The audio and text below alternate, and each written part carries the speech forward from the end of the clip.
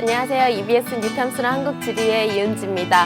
오늘 선생님과 지형 단원에서는 마지막 이론을 배울 단원인데요.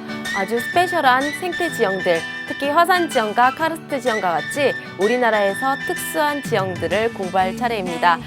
이 부분을 공부하면 우리나라 유명 관광지들을 쭉 한번 둘러보는 그런 느낌으로 재미있게 공부를 할 수 있는데요. 그러면 오늘 어떤 내용을 가지고 공부를 할지 함께 살펴보도록 하겠습니다.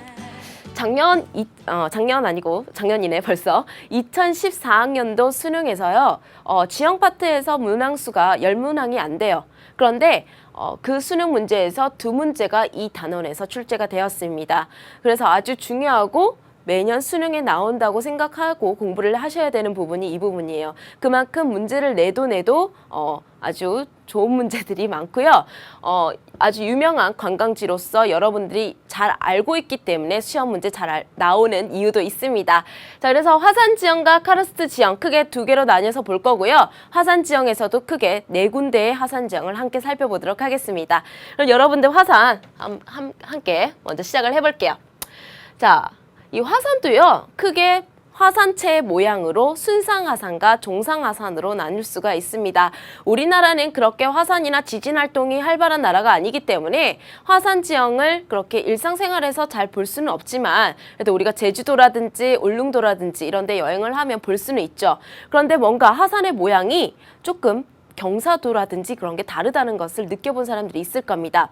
자, 어떤 화산은 이렇게 완만한 경사를 가지고 어떤 화산은 아주 이런 급경사를 가지고 있죠. 그 이유가 뭐냐면 바로 분출될 때의 용암의 종류가 뭐였는지의 차이에 있습니다. 그래서 이거는 현무암질 용암이 분출되었을 때 형성된 화산의 모양이고요.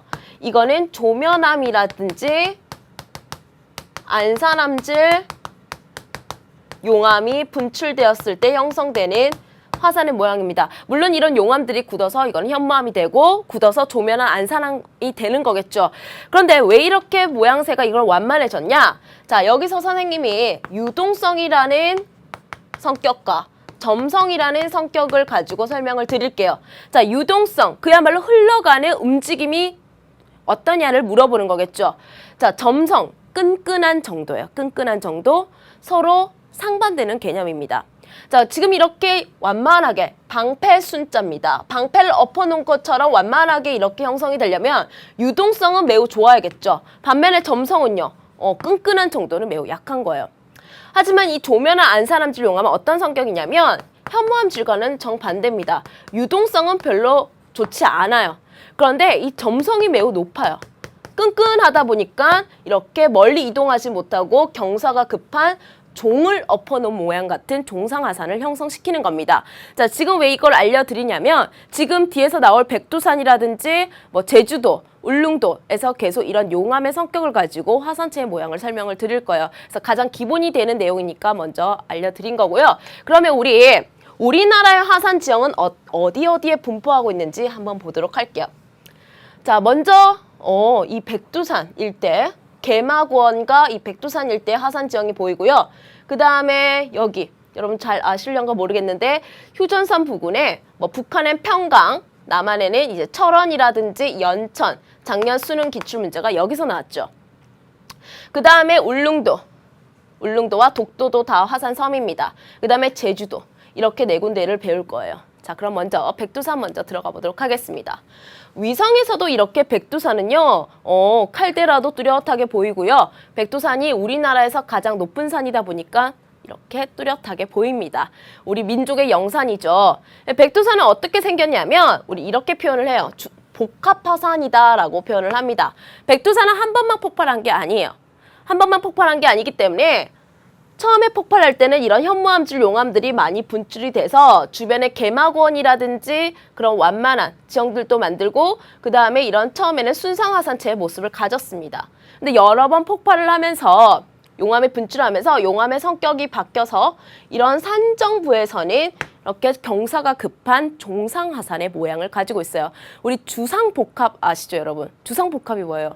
상업시설과 주거시설이 함께 있는 그런 건물을 우리가 주상복합 건물이라고 하잖아요. 그래서 이렇게 순상화산체와 종상화산체 두 가지 이상의 화산체의 모습을 가지고 있는 화산을 우리가 복합화산이라고 하는 겁니다. 근데 그것보다 우리가 백두산 하면 정말 잘 아는 게 뭐죠? 바로 이 백두산 가장 꼭대기에 있는 수심이 아주 깊고 둘레도 14km나 되는 칼데라호가 아주 유명하죠. 그래서 백두산 천지는 칼데라호라고 불리는 이 지형이 또 하나의 포인트가 됩니다. 자, 사실 화산이 폭발해서 만들어진 이 구멍을 우리가 화구라고 그래요. 그런데 여러 번 폭발을 거치고 혹은 화산체에 비해서 이게 화산체가 너무 무거워지면서 이 아래쪽이 무너지면서 이렇게 주변이 이렇게 무너지면서 이 화구가 점점 커져요.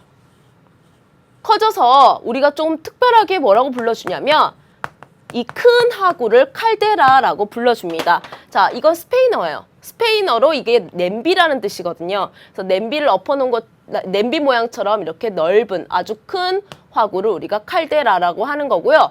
거기에 물까지 차서 호수가 형성되면 그게 칼데라호가 되는 겁니다.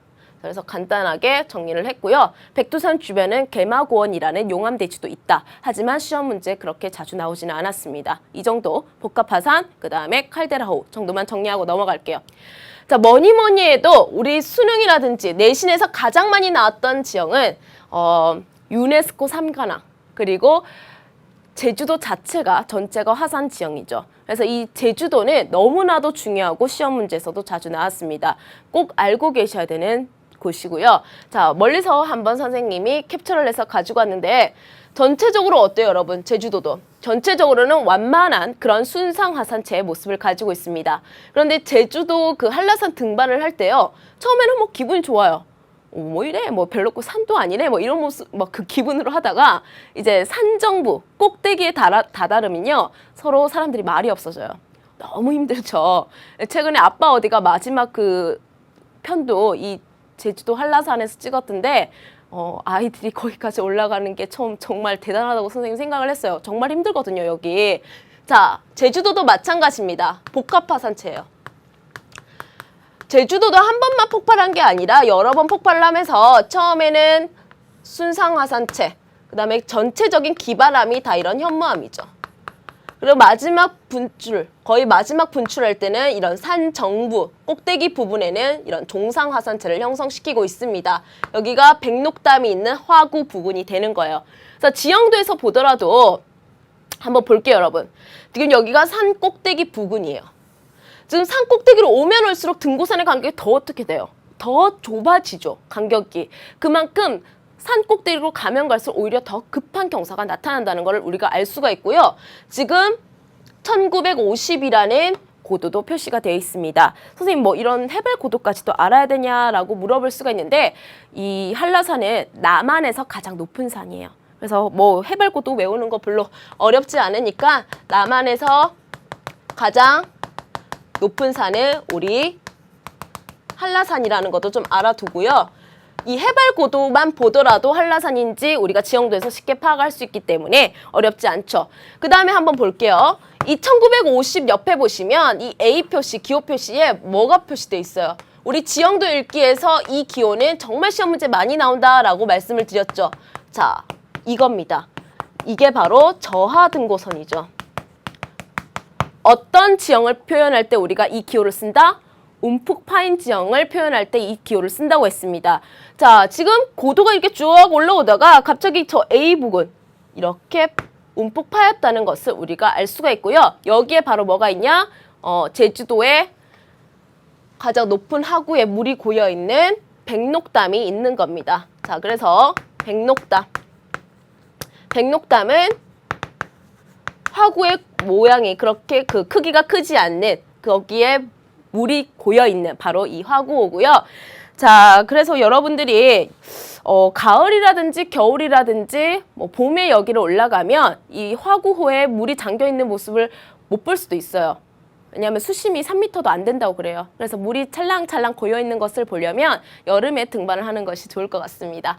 자, 그 다음에 이제 우리 지형도에서 꼭 알고 계셔야 될 게 뭐냐면 또 제주도를 대표하는 경관으로서 기생하산이라는 게 있습니다.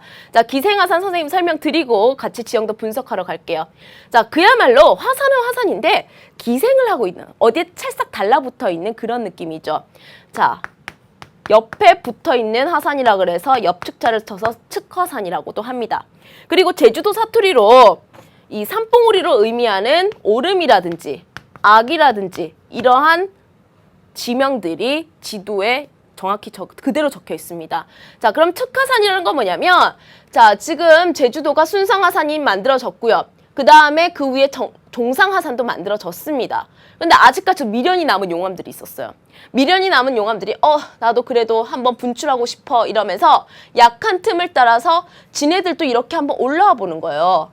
그래서 여기저기 틈을 따라서 이렇게 분출을 하다 보니까 아주 작은 규모이긴 하지만 분화구를 가진 것 혹은 없는 거라도 화산체가 만들어진 겁니다. 되게 귀엽게 생긴 이러한 기생화산들이 제주도에는 한 360개 정도나 있어요. 전 세계에서 단일 지역에서는 가장 많다고 합니다. 그래서 이렇게 지형도 그 지도를 계속 이렇게 확대 해보면요.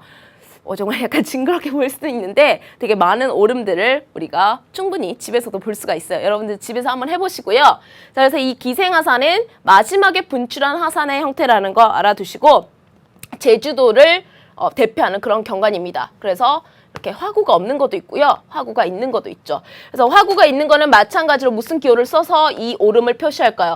그렇죠. 당연히 저하 등고선을 사용을 하겠죠. 그럼 우리 지형도에서 기생화산 한번 확인해 볼게요. 자, 지형도에서 보니까 이 지형도만 던져주고요. 이 지역의 특징을 물어볼 수도 있습니다. 이 지역이 어딘지 파악할 거예요. 어떻게 알 수 있어요? 오름. 배웠죠, 오름.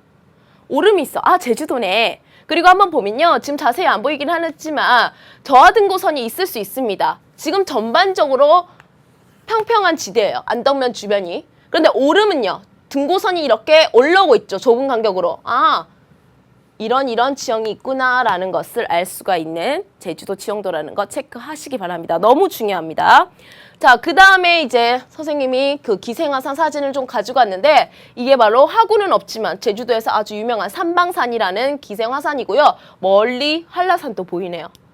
마찬가지예요. 이거는 분화구가 있는 오름이죠. 이런 것들이 제주도에 엄청 많다는 거. 자, 그러면 다음 주제 우리 용암동굴 공부하도록 할게요.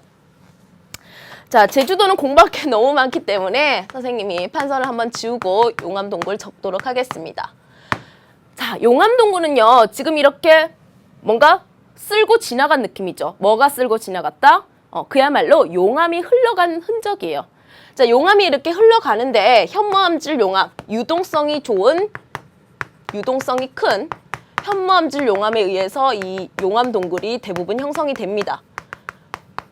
근데 이게 흘러가면서 공기와 맞닿은 표면은요, 빨리 식어요.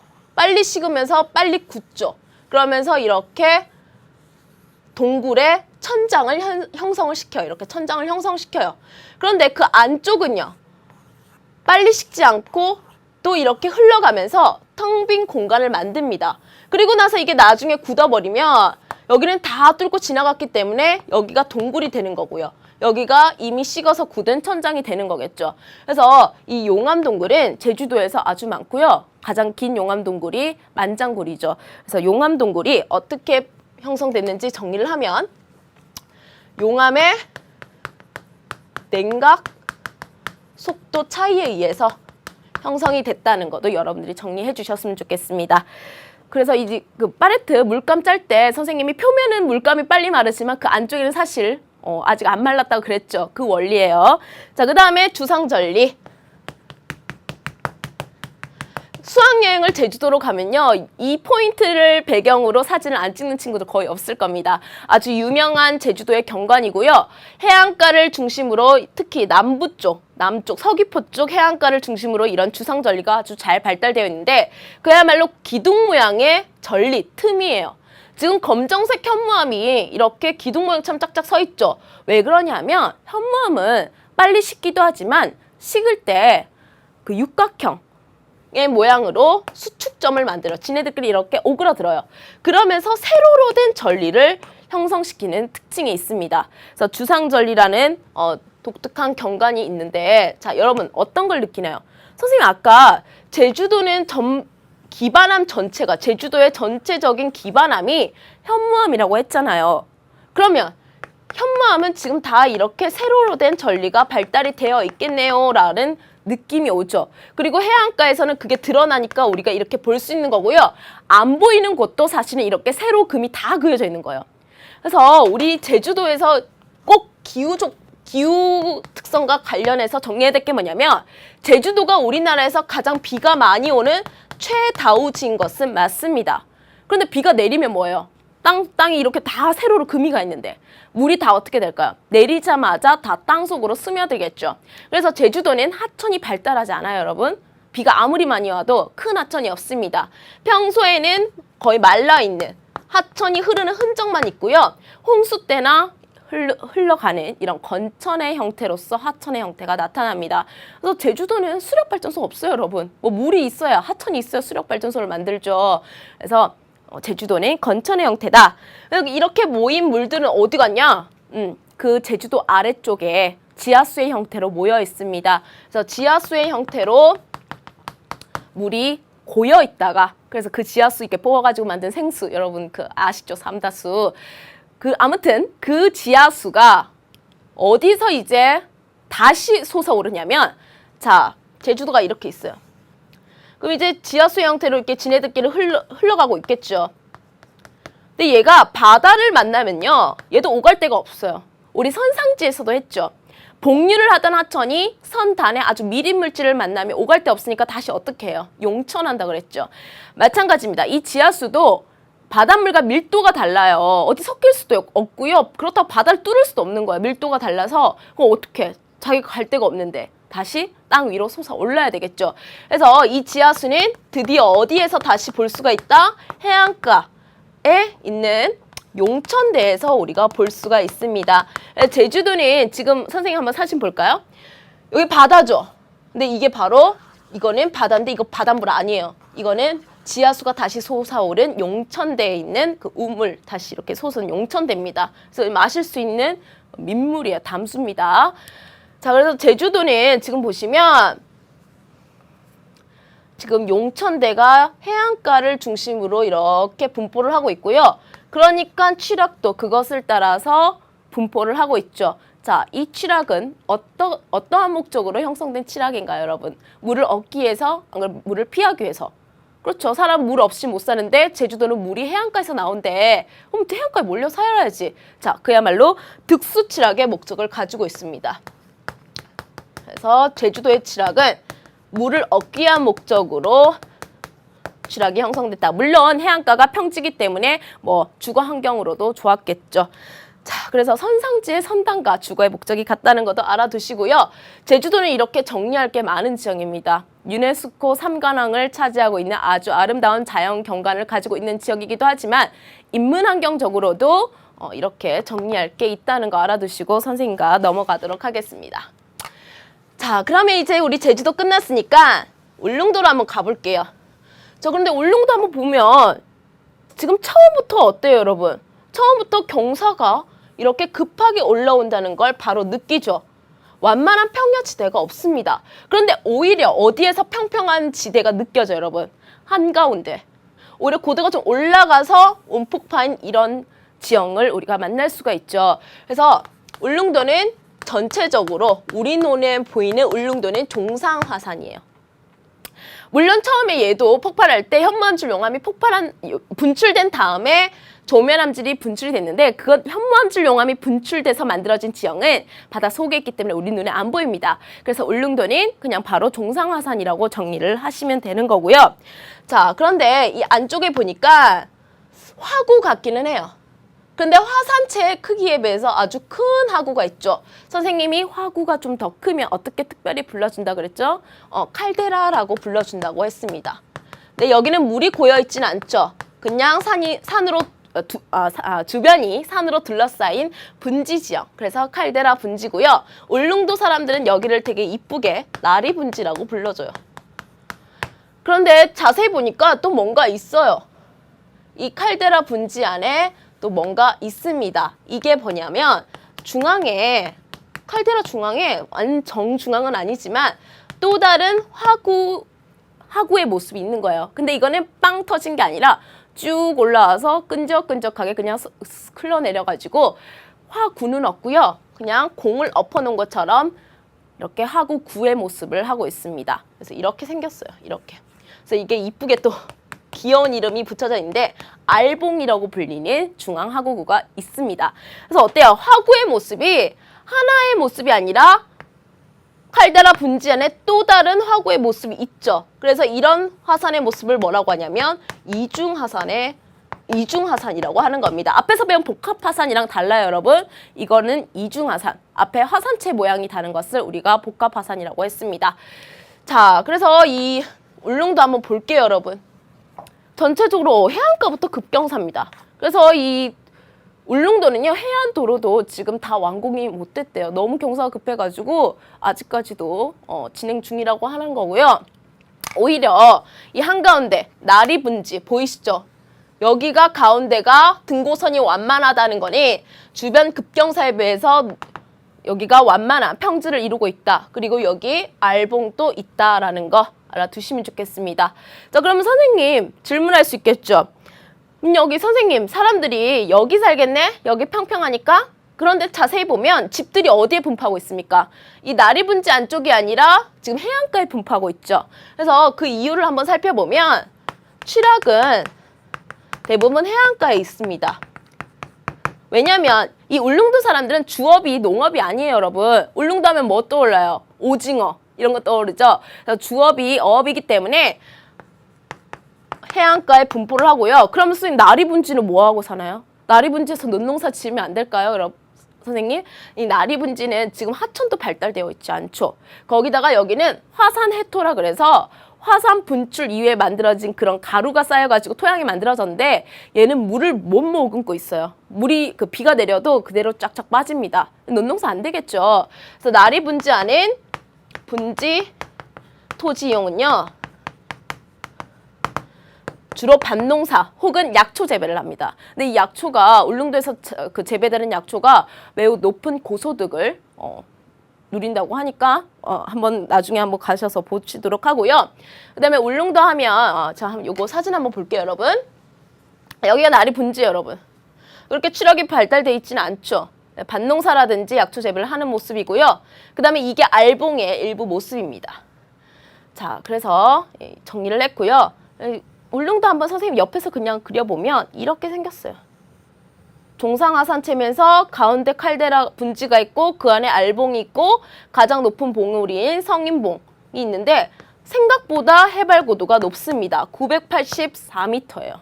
그래서 겨울철에 이 북서계절풍이 바다를 따뜻한 동해바다를 지나면서 여기에 부딪히고 그 안쪽에 엄청난 눈을 뿌립니다.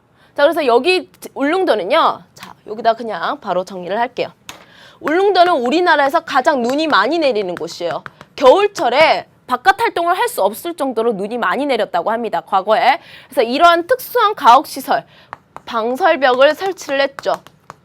방설벽을 이제 울릉도에서는 우대기라고 했는데 이런 방설벽을 설치를 하면 이 안쪽에서 뭐 밥도 지어 먹을 수 있고 뭐 일거리를 만들어 가지고 일도 할 수 있고 그래서 겨울에는 이 안쪽에서 생활을 했다고 합니다. 근데 울릉도 친구들한테 야, 너네 집 방설벽 있냐? 이렇게 물어보면 뭔 소리야? 뭐 이렇게 뭐 화를 낼지도 몰라요. 이거는 그냥 전통 치락이고요.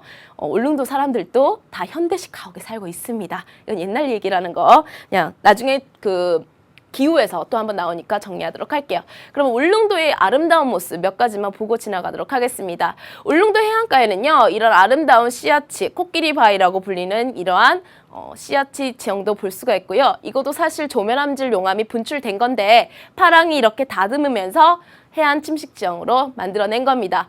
그리고 이거는 국수바위라고 불리는 울릉도의 그 조면암질 용암이 빠르게 굳으면서 마찬가지로 주상절리를 형성하고 있는 거죠. 그래서 여러분들 주상절리는 무조건 현무암질에서만 나오는 게 아니에요. 제주도에서만 볼 수 있는 거 아닙니다. 작년 모의고사에 이게 출제가 됐을 때 언니들이 주상절리는 제주도에서만 보는 줄 알았는데 이러고 많이 틀렸어요. 사실 화산 지역 모든 곳에서 주상절리 볼 수 있습니다. 그래서 이제 그것까지도 알고 있어야 될 것 같아요. 한번 모의고사에 나왔으니까. 자, 그래서 이거는 색깔이 좀 밝죠. 현무암질에 비해서 색깔이 밝은 조면암질 주상절리입니다.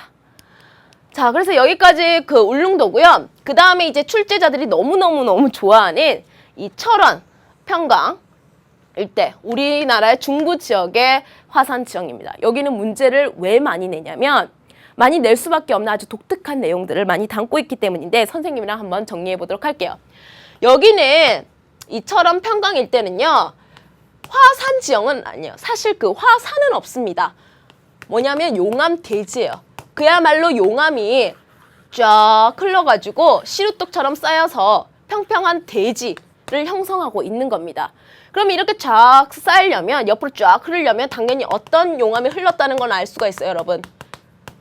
현무암질 용암이 흘렀다는 건 알 수가 있죠.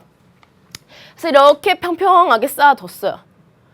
자, 그러면 이렇게 평평하게 쌓아두는 분출 형태를 우리가 뭐라고 하냐면, 여기가 지금 철원인데 바로 이러한 분출 과정을 겪은 겁니다. 지금 멀겋게 지금 용암이 지금 땅 속에서 솟아오르고 있죠. 찢을 열자예요. 뭘 찢어요? 틈 하자입니다. 땅의 틈을 양쪽으로 찢으면서 용암이 분출하는 겁니다. 그래서 열화 분출의 분출 형태를 가지고 있다라는 것도 꼭 정리를 해 주셔야 되고요. 그래서 형성된 게 바로 철원입니다. 철원은 선생님이 설명을 좀 할게요. 철원은 원래 기반암이 편마암이라는 기반암이 있었습니다. 우리나라에서 가장 큰 비중을 차지하는 편마암이 있었죠. 편마암이 이렇게 있었어요. 편마암이 있었는데 이제 뭐 편마암 이 위를 하천이 흐르기도 했겠죠. 하천이 이렇게 흐릅니다. 한탄강이라는 과거의 한탄강이 흘러요. 흐르면서 얘가 뭐 침식도 시키고 퇴적도 시키면서 뭐 이런 퇴적층도 만들고 뭐 그랬을 겁니다. 그런데 신생대 제3기 말부터 4기 초에 우리나라 화산 활동은 거의 신생대 제3기 말부터 4기 초에 주로 형성이 되거든요. 신생대 때 이 열화 분출에 의해서 이 주변에 낮은 지역과 그리고 틈이 많이 발생된 곳이 이 현무암으로 쫙 메꿔져요. 물론 하천이 흐르던 곳도 메꿔지겠죠. 쫙 메꿔진 빨간 색깔이 현무암이에요, 여러분. 자, 용암대지가 완성이 됐어요. 그런데 이 완성된 이후에 다시 또 하천이 흘러요. 왜냐면 높은 곳에서 낮은 곳으로 물이 흐르면서 그게 모이면 또 하천이 되니까 또 살아나요. 또 의지적으로. 또 살아나면서 또 흐릅니다. 그러면서 오랜 세월이 지납니다. 250만 년이 이상이 지나니까 얘가 어디를 흐르냐? 과거에 얘가 흐르던 곳을 이미 흐르고 있는 거예요. 그러면서 얘가 과거에 범람을 시켜서 만들어 놓은 충적층도 이렇게 형성시킨 다음에 흐르고 있는 거겠죠. 자, 그럼 정리를 한번 해볼게요. 분명히 현무암질 용암이 흐른 곳이에요. 선생님, 현무암질 용암이 흐르면 선생님이 현무암은 세로로 쪼개지기 때문에 하천이 형성될 수 없다면서요. 그런데 왜 철원은 이렇게 큰 한탄강이라는 강이 흐를 수가 있나요? 라고 질문할 수 있죠. 한번 보세요, 여러분. 얘는 지금 어디 위를 흐르고 있는 거죠? 쫙 파고 들어가서 기존의 편마암 위를 흐르고 있는 겁니다. 그러니까 흐를 수가 있는 거예요. 시험 문제 잘 나오겠죠. 그래서 현무암질 용암의 열화 분출이 있어서 용암대지가 형성된 곳이긴 하지만 강이 흐른다는 거 하나에서 바로 시험 문제 나오는 겁니다. 자, 그래서 한번 지형도 볼게요, 여러분. 자, 한탄강. 궁예가 한탄을 했던 강이래요. 이 철원에다가 도읍을 정했는데 옆에 보니까 현무암 그 구멍이 붕붕붕 뚫린 그 돌을 보고 자신의 미래를 예측을 했답니다. 와, 이 하늘은 무심하기도 하다. 어떻게 내가 세운 도읍의 돌들은 돌에도 구멍이 뚫려 있냐. 그렇게 막 한탄을 했다고 합니다. 그래서 이게 한탄강이 됐고요. 궁예 예측이 맞았는지 궁예는 정말 비참한 최후를 맞았죠. 아무튼 한탄강이라는 글자가 적혀 있으면 이건 무조건 철원입니다. 용암대지 지형을 물어보는 거예요.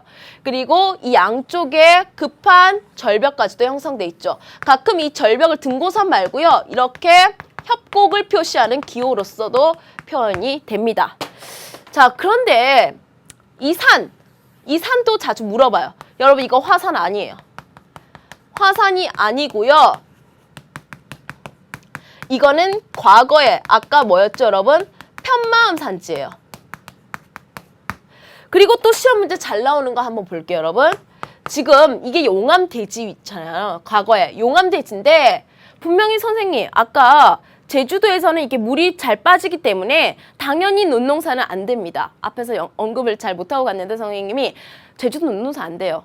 그런데 여기는 지금 논농사 지대가 대부분이죠. 선생님 현무암질 용암인데 어떻게 논농사가 되지? 아까 말씀드렸잖아요, 여러분. 자, 어떻게 된다고? 그림이 없어졌네? 그거 이상하다. 그림이 왜 없어졌지? 자, 아까 이 현무암 위에 충적층이 형성이 됐다고 했습니다. 한탄강이 이렇게 파면서 주변에 범람을 시키기도 했겠죠. 그리고 주변에 지금 산지들, 편마음 산지에서 내려오는 하천 퇴적물들이 지금 꾸준히 쌓일 거예요. 자, 이게 한 2, 3m가 되다 보니까 현무암과는 전혀 상관없는 충적층이 형성이 돼 있는 겁니다. 어때요? 농사 지을 수 있죠. 거기다 주변에 한탄강이라는 유량이 많은 강도 있잖아요. 그래서 이 철원이 시험 문제 잘 나오는 이유는 바로 논농사가 가능하다는 이유. 제주도와 차별점이 있죠. 그래서 제주도와 철원도 비교를 해 두셔야 됩니다. 그래서 이 부분, 강이 흐를 수 있다. 그 다음에 화산은 없다. 그 산은 바로 뭐냐? 편마음 산지다. 그리고 논농사가 가능하다는 거. 그래서 사진 한번 볼게요, 여러분. 자, 지금 논농사가 한창 이루어지고 있습니다. 특히 이 철원은 철원 오댐이라 그래서 특산품도 여기서 만들어지죠. 아주 맛이 좋은 쌀인데 여러분도 나중에 한번 맛 한번 보세요, 여러분. 자, 그다음 그런데 이 제주도와 공통점을 하나 또 알고 계셔야 됩니다. 이것도 시험 문제 나오죠. 분명히 아까 현무암질 용암이 분출이 됐기 때문에 그걸 따라서 또 이렇게 수직 전리가 만들어졌을 거예요. 그리고 거기를 한탄강이 지나가면서 이렇게 드러났죠. 이거 아까 어디서 봤던 모습하고 비슷해요. 제주도 해안가의 주상절리랑 비슷하죠. 그래서 한탄강에서 이렇게 래프팅을 하다가 양쪽 한탄강 계곡을 보면요. 주상절리가 대롱대롱 매달려 있는 이런 경관을 볼 수가 있습니다. 자, 그래서 주상절리 볼 수 있다는 거, 이게 제주도와의 공통점, 현무암질 주상절리니까 공통점으로 정리를 할 수가 있겠죠. 그래서 여러 가지 측면에서 시험 문제 나올 게 많다는 거 알아두시고요. 자, 정리를 해보면 이 지형들을 한번 쫙 정리를 해보겠습니다. 2부터 해볼게요. 이거 산은 산이에요. 화산 아니고요. 편마음 산지라고 했습니다. 그리고 F, 이거 한탄강이 흘러가고 있는 거고요. 그 다음에 C, B부터 할까요? 이만큼이 용암대지예요, 사실. 그 용암대지 위에 뭐가 쌓여있고 그 위에 충적층이 쌓여있고 그래서 논농사가 가능하다. 그럼 C는 뭐냐? 한탄강 주변 절벽에서 볼 수 있는 주상절리를 표시한 겁니다. D는 뭐냐? 이 논농사에 필요한 물을 대기한 이게 고도가 꽤 나거든요. 그래서 이러한 양수시설, 물을 기를 수 있는 시설들을 설치를 해서 이 한탄강의 물을 논농사지대에 공급을 하고 있죠. 이 A도 마찬가지로 저수지예요. 근데 여기가 현무암지대가 아니라 편마음 산지들이다 보니까 물이 아래쪽으로 빠지지 않고 이렇게 잘 보관이 될 수 있는 겁니다. 여러분들, 철원은 정말 시험 문제 자주 나왔다는 거 작년 수능에도 나왔습니다. 잘 정리해 두시고요.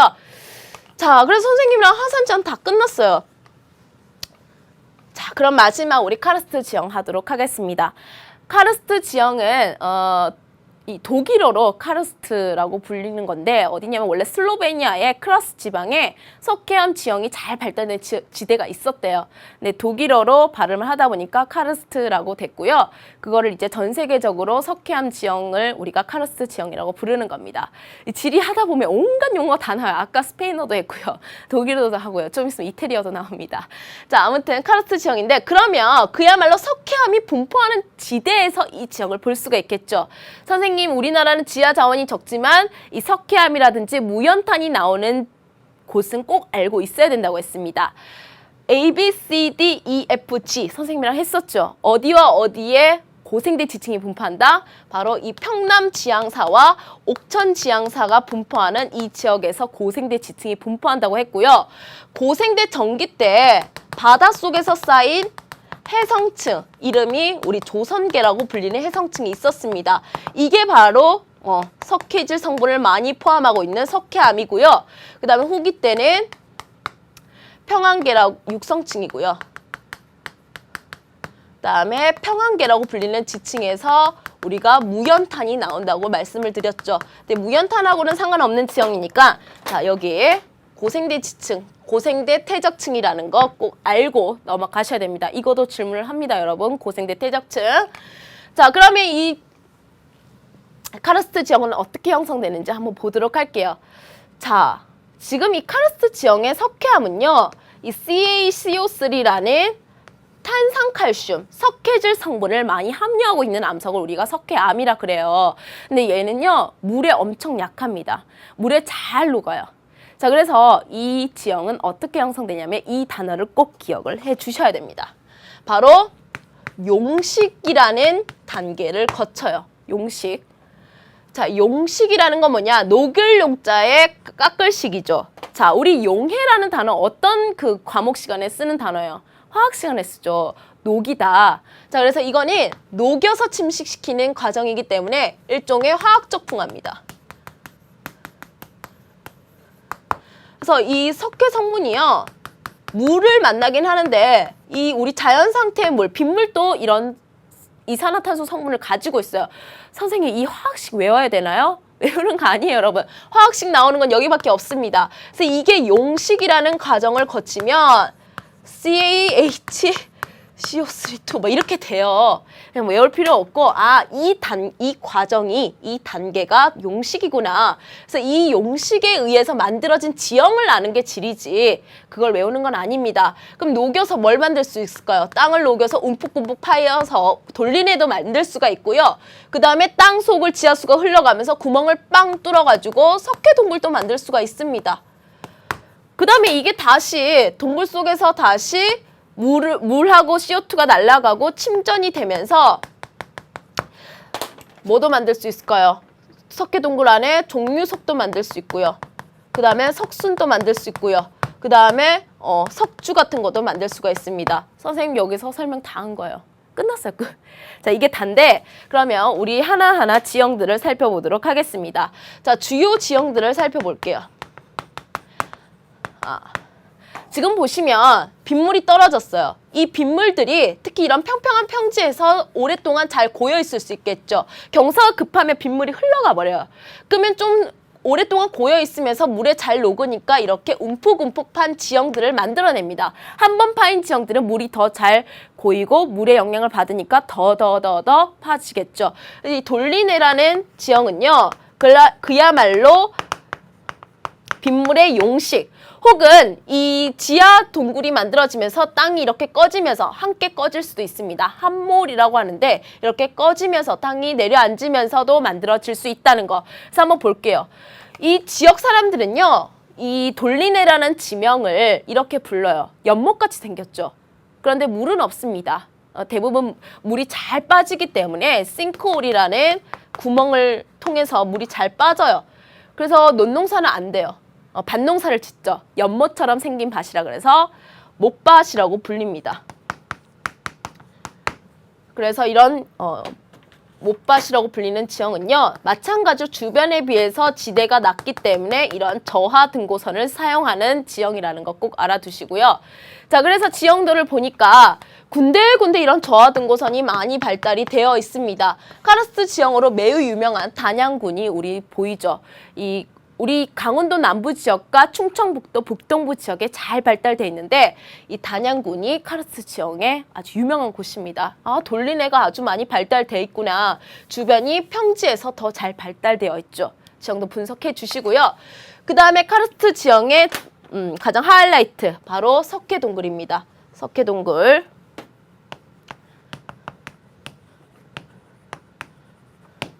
자, 석회동굴은요, 일단 전리가 많으면 많을수록 잘 발생을 해요. 왜?